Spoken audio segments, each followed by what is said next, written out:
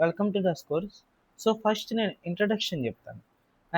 నా పేరు సాయి. నాకు ఆల్మోస్ట్ 4 ఇయర్స్ ఆఫ్ ఎక్స్‌పీరియన్స్ ఉంది బీడబ్ల్యూ ఫర్ హానా మీద.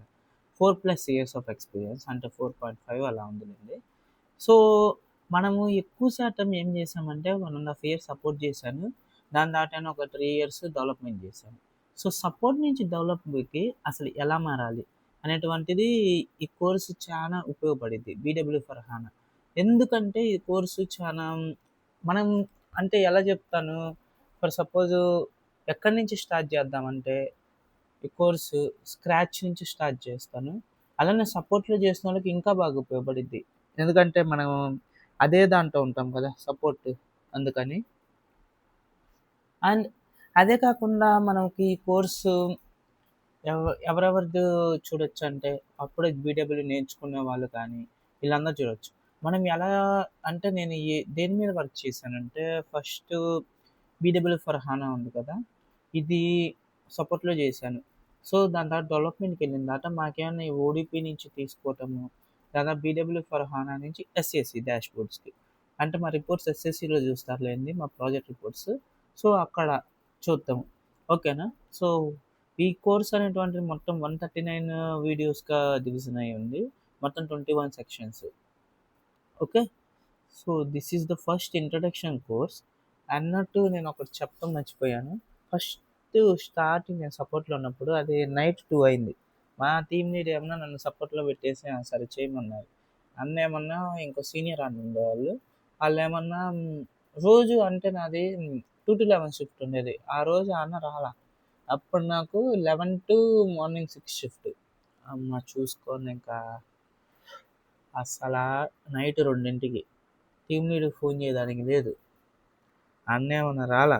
ఎవరికి చేయడానికి లేదు. ఒకటేమన్నా రిపోర్ట్ రావట్లేదంట. క్లయింట్ ఏమన్నా ఫోన్ చేసిపోయాడు. ఆ రిపోర్ట్ ఏమి రావట్లే. మనమేమన్నా ప్రాజెక్ట్‌లో జాయిన్ అయ్యి ఎంతయింది జస్ట్ ఒక 5, 6 డేస్ అయింది. ఇంకా నాకు ప్రాజెక్ట్ కూడా అంత తెలీదు. ఆళ్ళు చెప్పేటప్పుడు టీమ్ లీడ్ చెప్పేటప్పుడు ఏమన్నా అసలు ఏం రాదు. ఏం లేదు. ఇదైతే హాఫ్ డే అంటే హాఫ్ డే అంటే మాకు పీక్ టైమ్ ఉండిద్ది. మామూలు టైమ్ ఉండిద్దిలెండి. పీక్ టైమ్ అయితే కాదు. అసలకి ఏం రాదు. జస్ట్ నువ్వు అవైలబిలిటీలో ఉండి చాలన్నాడు. అది చూస్తేనే నాకు అయిందని నాకు పొద్దున కల్లా ఈ రిపోర్ట్ రావాలి. ఎగ్జాక్ట్ డేటా మ్యాచ్ అవ్వాలి. ఎస్4లో ఉన్న డేటా బీడబ్ల్యూలో రావట్లేదు ఆ రిపోర్ట్. ఇక చూసుకున్నప్పుడు దాన్ని అటు చేసి, ఇది చేసి అప్పుడు ఇంకా అంటే అది 4½ ఇయర్స్ బ్యాక్. అప్పుడప్పుడే జాయిన్ అయ్యి ఉన్నాము. ఒక 4 ఇయర్స్ బ్యాక్. ఇంకా ఈ చాట్‌జీపీటీ అంత డెవలప్ అవ్వలేదు.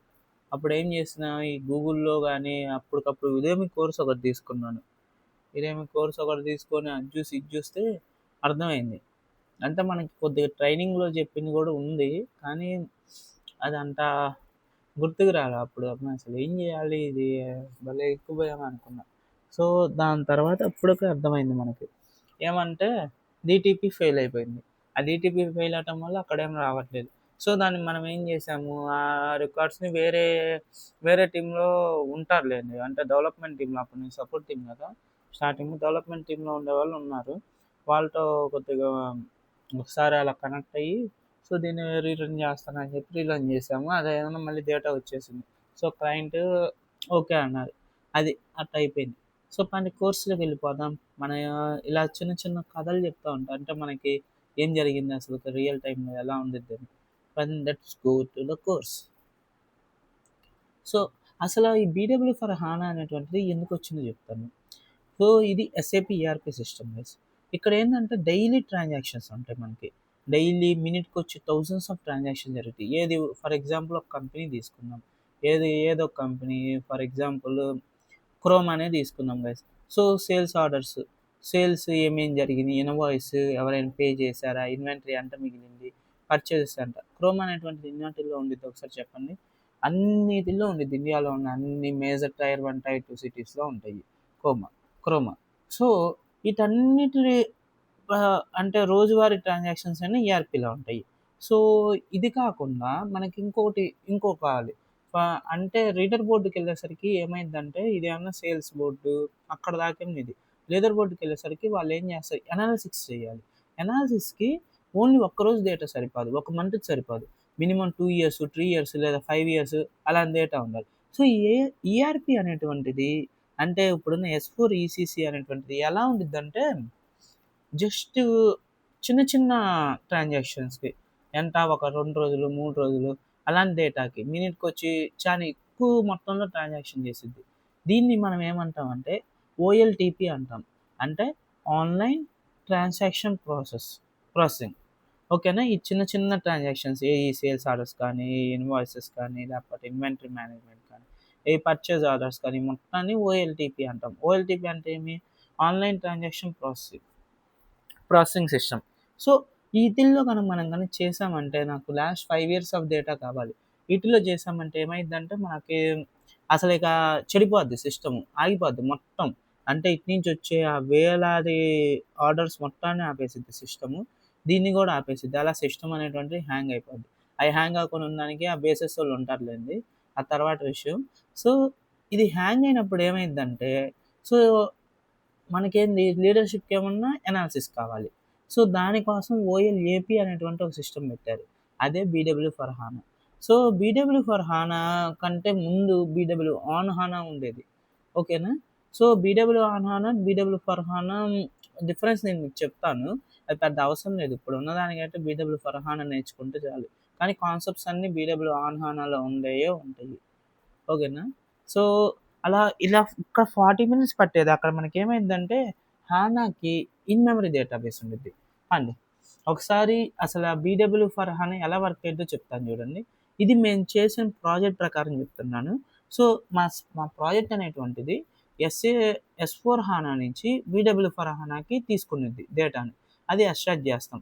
అక్కడి నుంచి ఏం చేసిద్ది బీడబ్ల్యూ క్వెరీస్‌ని మేము జనరేట్ చేస్తాం. దేని మీద ఏడీఎస్ పోస్ట్ దాని పైన కాంపోజిట్ ప్రొవైడర్స్ దాని పైన క్వెరీస్.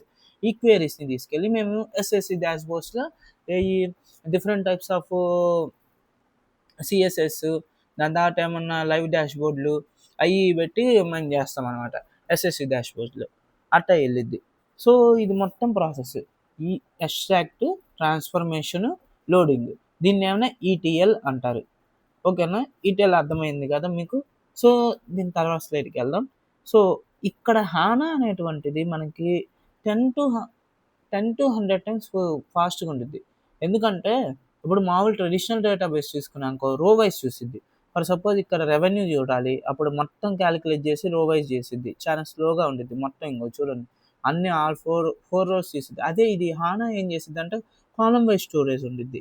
స్టోరేజ్ కూడా కాలమ్ వైస్ ఉండిద్ది. మొత్తాన్ని తీసిద్ది. అసలు ఈ డయాగ్రామ్ ఇది కాదు. నేను మీకు నెక్స్ట్ వీడియోలో డయాగ్రామ్ చూపిస్తాలేండి మంచిది. ఇది కొద్దిగా తేడా పడింది డయాగ్రాము. సో, ఏం పర్లేదు. సో, బీడబ్ల్యూ ఫర్ హానాకి అస్సలు ఫుల్ ఫార్మ్ అంటే ఏందో చెప్తాను. పదండి. So, sorry. So, BW for HANA అంటే SAP business warehouse version 4 running on HANA. So, దాన్ని మనం బ్రేక్ చేస్తే బిజినెస్ వేర్‌హౌస్ అంటే ఏంది? అదొక సెపరేట్ డేటాబేస్. అది దేనికి మనకి బిల్డ్ చేశారు? ఓన్లీ ఫర్ అనాలిసిస్‌కి బిల్డ్ చేశారు. అది స్ట్రక్చరల్ వేలో బిల్డ్ చేశారు. అండ్ ఇక్కడ మనం రన్ చేసేది క్వెరీ అనేటువంటిది ఎప్పుడు లైవ్ డేటాని. అంటే ఎస్4లో ఉంటది చూసావా? ఆ డేటాకి ఎప్పుడు టచ్ అవ్వదు. ఓకేనా? ఫర్ అంటేనేమో ఇది 4థ్ జనరేషన్‌లో ఉంది. హ్మ్. దీనికి ముందు జనరేషన్స్ కూడా ఉన్నాయి. బీడబ్ల్యూ 7.x దాని తర్వాత ఏమన్నా బీడబ్ల్యూ 3x అవి మొత్తం దీని ముందు జనరేషన్స్. దాని తర్వాత హానా అంటేనేమన్నా దీని యొక్క డేటాబేస్ హానాలో ఉంది. ఓకేనా? హానా టెక్నాలజీ. హానా అంటే ఏంది? ఇది కాలమ్ వైస్ స్టోరేజ్‌లో ఉండిద్ది హానా. పారలెల్‌గా రన్ చేసిద్ది గైస్. చానా అంటే హానాకి మనకి మంచి స్పీడ్ ఉండిద్ది. ట్రెడిషనల్ డేటాబేసెస్ తీసుకుంటే. అందుకే మనకి 5 ఇయర్స్ ఆఫ్ డేటా గానీ, 15 ఇయర్స్ ఆఫ్ డేటా గానీ, జస్ట్ మినిట్స్‌లో ఒక 1, 2 మినిట్స్‌లో వచ్చిద్ది. అదే ట్రెడిషనల్ డేటాబేసెస్‌లో గానీ మనం చూసుకుంటే అట్లా రాదు. సో, కాబట్టి ఇది చానా బావుండిద్ది బీడబ్ల్యూ ఫర్ హానా. ఎప్పుడు దీనికి డిమాండింగ్‌గా ఉండిద్ది గైస్. అండ్ నేను మీకు నెక్స్ట్ వీడియోలో చెప్తా. సో, దీని నెక్స్ట్ దానికెళ్ళిపోదాం. సో, ఇ ఇది మన కోర్స్ స్ట్రక్చర్. యాక్చువల్లీ ఇది నేను యుడెమీ కోసం చేస్తున్న కోర్సు. కానీ మన కోసం నేను జస్ట్ యూట్యూబ్‌లో వదులుతాను. చూడండి తెలుగులో ఇక్కడ వదులుతా, అక్కడేమో ఇంగ్లీష్‌లో వదులుతాను. సో, మనం ఇక్కడున్నాం ఇంట్రడక్షన్. ఈటిల్లో గూడా ఒక్కొక్క దానికి ఈ మొత్తం 21 స్టెప్స్ గైస్. ఈ 21లో మనం ఏమేమి చూపిస్తామో ఇక్కడ మొత్తం చెప్పాను చూడండి. ఇంకా మీకేమైనా యాడ్ చేయాలంటే కింద కామెంట్ సెక్షన్‌లో పెట్టండి. ఎస్ఏపీ డేటా స్పియర్ గూడా మనం చెప్తామా వద్దా అనేటువంటిది అదే ఆలోచిస్తున్నా. ఎందుకంటే దీని మీద మనం చేసింది జస్ట్ 3 మంత్సే చేశాను. ఇప్పుడు నేను 3 మంత్స్ చేసి హాఫ్ ఆఫ్ నాలెడ్జ్ ఎప్పుడు చెప్పకూడదు. ఏది చెప్పినా ఫుల్ నాలెడ్జ్‌తో చెప్పాలి. నేను ట్రై చేస్తా. ఇఫ్ ఇన్ కేస్ వస్తే పర్లేదు. లేకపోతే నేను మీకు వేరే కోర్స్ ఏమన్నా ఉదయమిలో గాని ఎక్కడైనా ఉంటే నేను మీకు చెప్తా. ఎస్ఏపీ డేటా సోర్స్ అంటే మనకి మొత్తం క్లౌడ్‌కి మూవ్ అవుతుంది కదా! ఈ బీడబ్ల్యూ ఫర్ హానా అనేటువంటిది డేటా సోర్స్ బావుండిద్ది. ఇంకా చానా సిస్టమ్స్ గైస్ బీడబ్ల్యూ ఆన్ హానా మీదే ఉన్నాయి. ఫర్హానా కూడా రాలేదు. ఇంకా చానా కంపెనీస్ ఆటిల మీదే పడి మైగ్రేషన్ ప్రాజెక్ట్‌లు చేసుకుంటా కూర్చుంటున్నాయి. అర్థమైందా? సో, కాబట్టి దీనికి ఎవర్‌గ్రీన్ ఫీచర్ ఉండిద్ది. ఆల్మోస్ట్ ఒక 15-20 ఇయర్స్. ఎంత ఏఐ రీప్లేస్ చేసినా కూడా ఉంది. సో, ఇది నేర్చుకోండి. చానా బాగుంది. That's it guys. By by. Next వీడియోలో కలుద్దాం.